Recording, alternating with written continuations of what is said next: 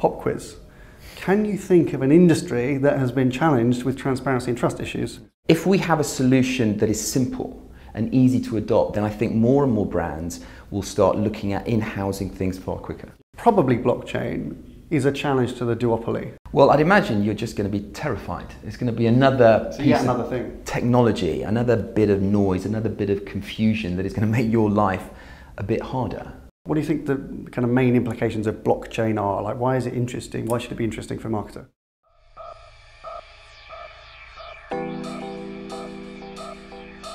Right, everybody's talking about blockchain. Yep. We're going to hopefully cut through a bit of the nerd noise. There's been some arguments on recent panels with lots of people technically kind of arguing about blockchain. The danger is we're losing the focus on the marketer and the implication for advertisers of blockchain technology.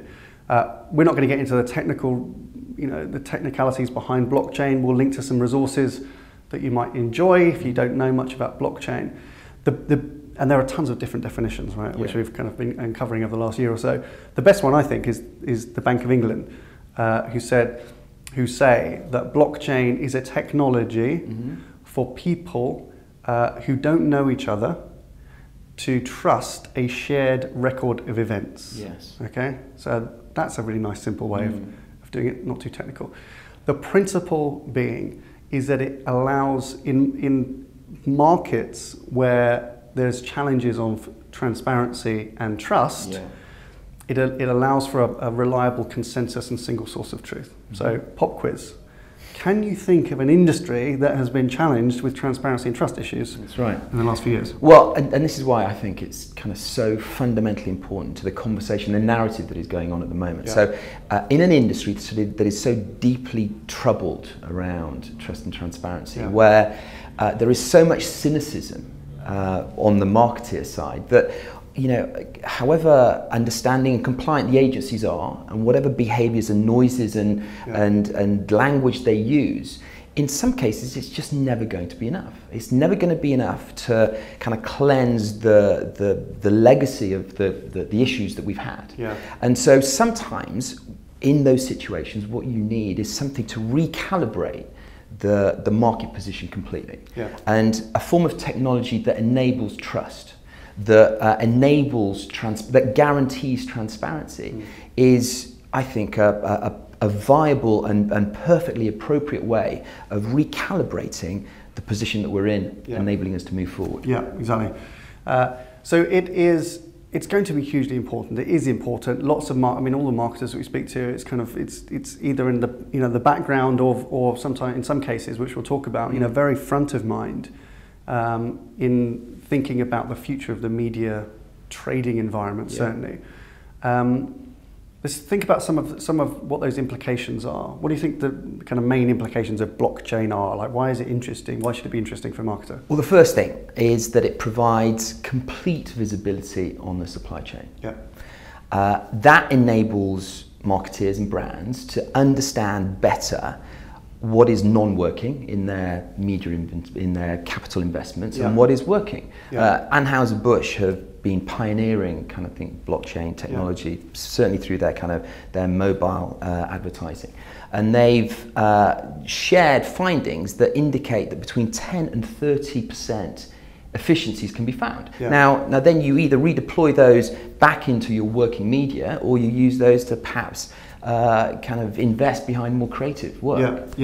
And kind of in layman's terms, that means, slashing out this kind of tech tax and multi-layered, many touches that Pritchard's been talking about, and all the middlemen. At least it exposes where people touch inventory or work, so where people touch transaction and where people are kind of marking up things, gives you visibility of where your money's going. Right? And if it can improve the working investment, that's got to be a good thing for marketers. So that's why we think it's hugely important to get behind.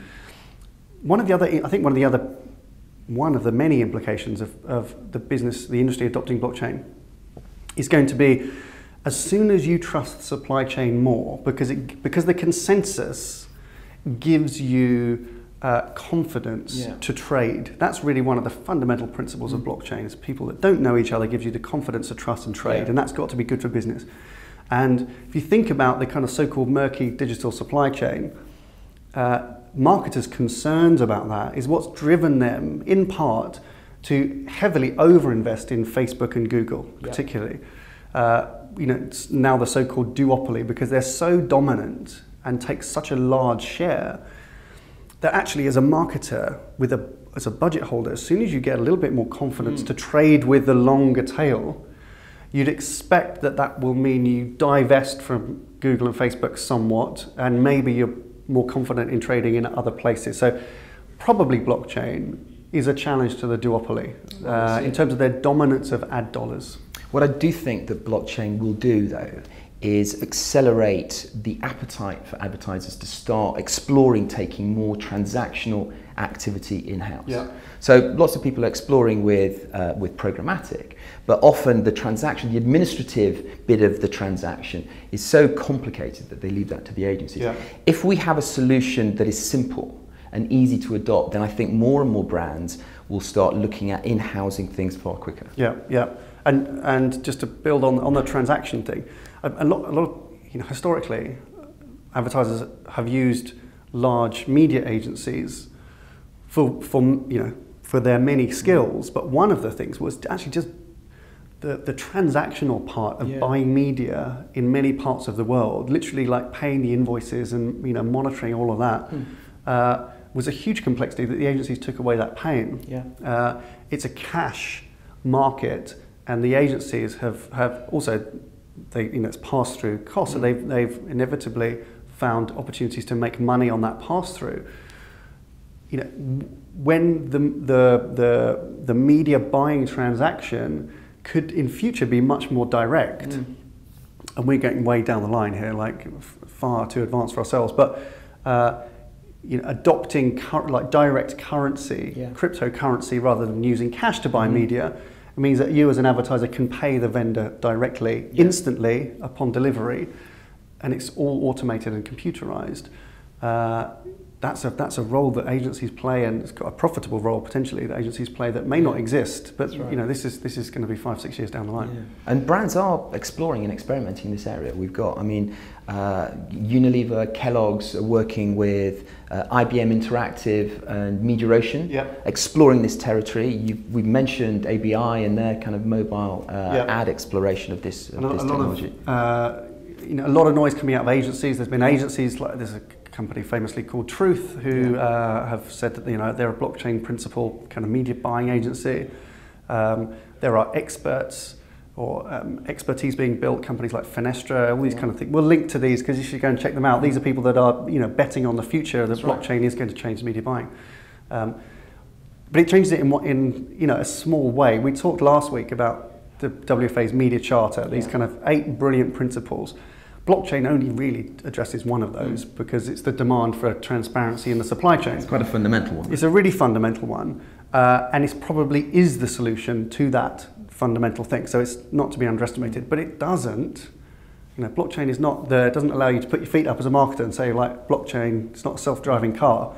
It doesn't deliver you growth. It doesn't improve the customer experience necessarily, directly. All of these kind of things. So it's one area that could be a solve, but it doesn't do everything.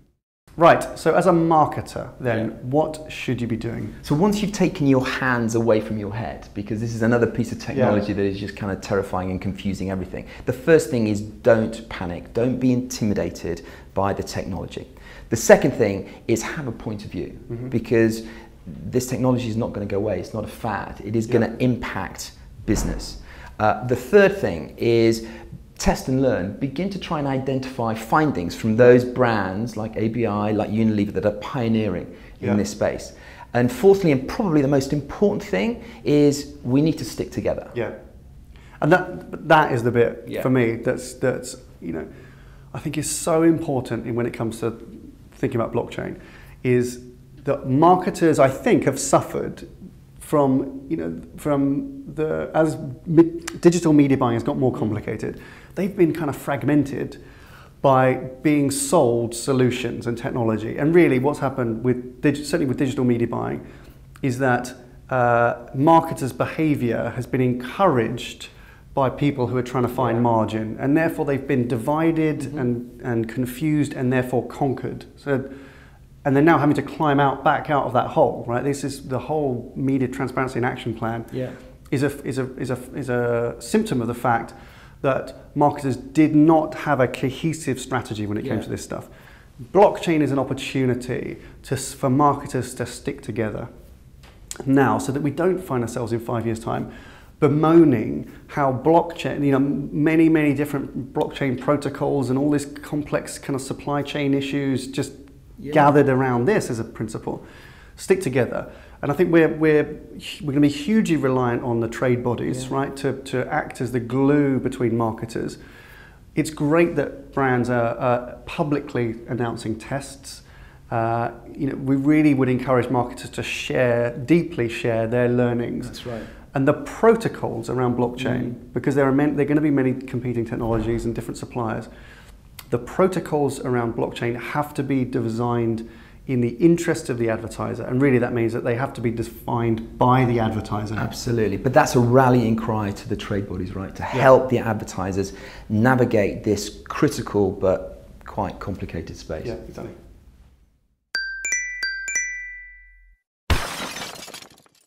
Right, before we get into Good Week, Bad Week, just wanted to give you a heads up. On next week's episode, we will be talking about some interesting news for our company, ID Comms, because we are expanding our US operation.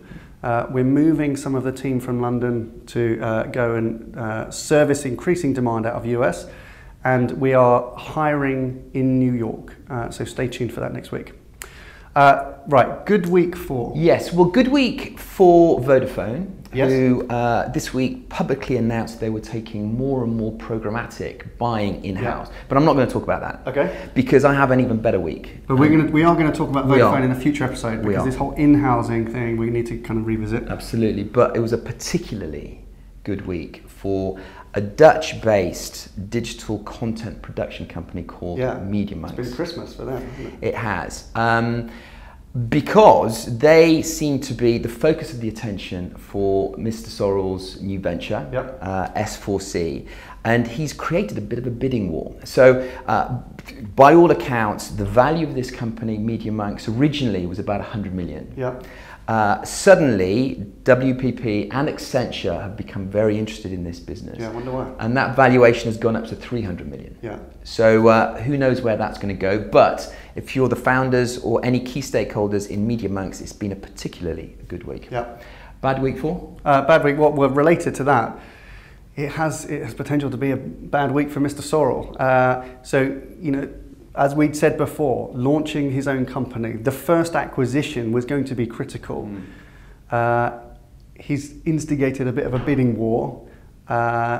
We've got Accenture and WPP inflating the price, tripling, quadrupling, who knows where it's going to get.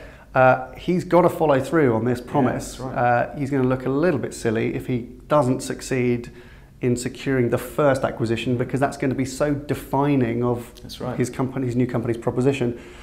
Added to that, WPP have said, just to add salt to the wound, potentially, is that if he is successful in bidding for Media.Monks, they're going to somehow find a way of denying him a £20 million kind of windfall from his existing stake in WPP. So the pressure is on, the stakes really are high. Right, question of the week. Is blockchain a viable solution for the industry's trust and transparency challenges? Yes, no, whatever. Excellent. Right, that's your media snack for this week. Thank you for watching. Please give us a thumbs up if you like what we're doing, but that's all for now. Bye for now. See you next time. The Bank of England says blockchain is a technology that allows people who don't know each other to trust a shared record of events. That's good. That's perfect.